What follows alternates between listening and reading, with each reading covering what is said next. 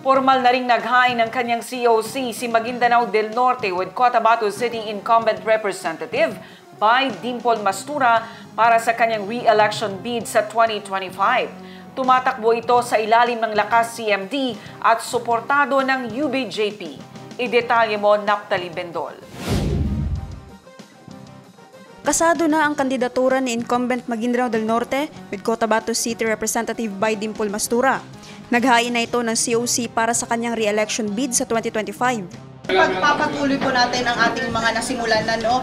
Alam nyo naman po ang aking programa. And nung ako po ay tumatakbong ang kongresista na sa aking unang termino, ang aking 5 pillars of governance, economy, education, good governance, health, of course, health, alam nyo naman po na napaka-importante po sa akin ang health and environment. At ipagpapatuloy po natin ang aking mga proyekto, mga infrastructure projects, ang aking mga batas na nipasa na po.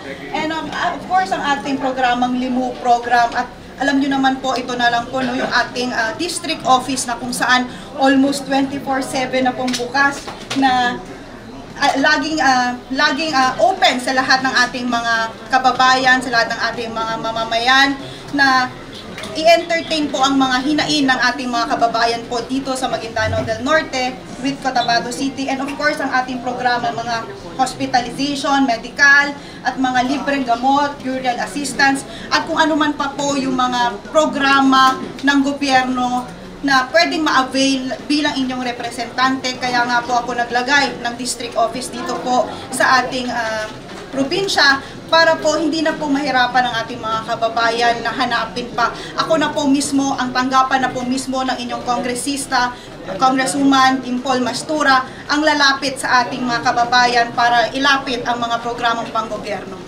Kumakandidato ang kongresista sa ilalim ng partidong Lakas CMD at tinendorso na rin ng United Bangsamoro Justice Party.